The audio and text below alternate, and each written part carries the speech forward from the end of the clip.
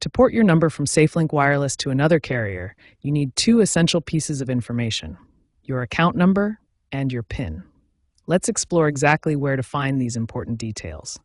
Your SafeLink account number is typically a 15-digit number that uniquely identifies your account.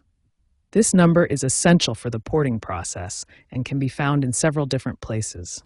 There are 4 reliable ways to locate your SafeLink account number.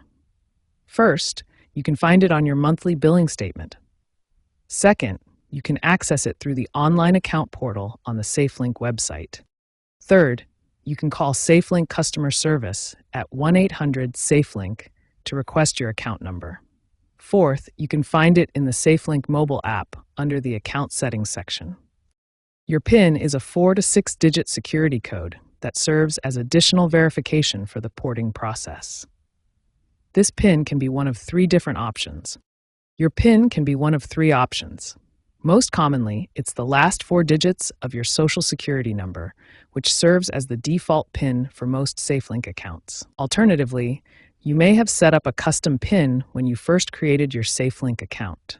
This would be a 4 to 6-digit code that you personally chose. If you're unsure about your PIN or need to reset it, SafeLink customer service can provide you with a temporary PIN specifically for the porting process. To summarize, you need your 15-digit account number and your 4 to 6-digit PIN for successful number porting. Keep this information secure and readily available when you're ready to transfer your number to a new carrier. The SafeLink number porting process has become significantly more streamlined since TracFone's integration with Verizon.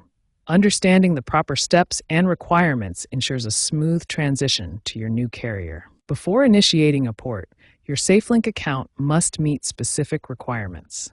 Your account needs to be active and in good standing with no outstanding balances. These requirements prevent delays and ensure the porting process completes successfully. Successful porting requires specific information to verify your identity and account ownership.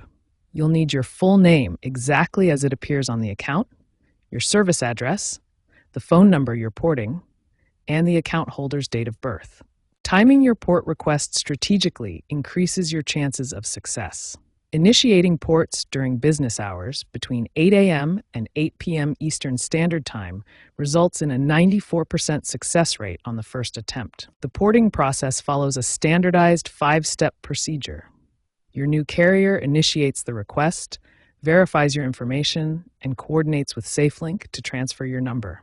The average processing time for wireless-to-wireless transfers is now just 2 to 4 hours. There are critical considerations you must understand before porting your SafeLink number. Most importantly, the moment your port completes, your SafeLink service terminates immediately. This means you should keep your SafeLink service active until you receive official confirmation that the port is complete. Following these professional tips significantly improves your porting experience.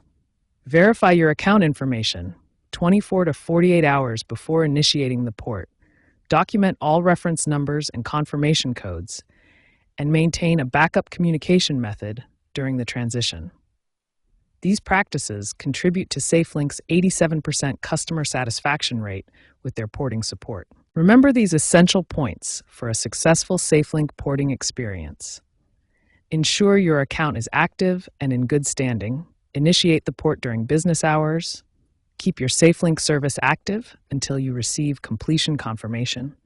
And understand that your SafeLink service will terminate immediately once the port is complete.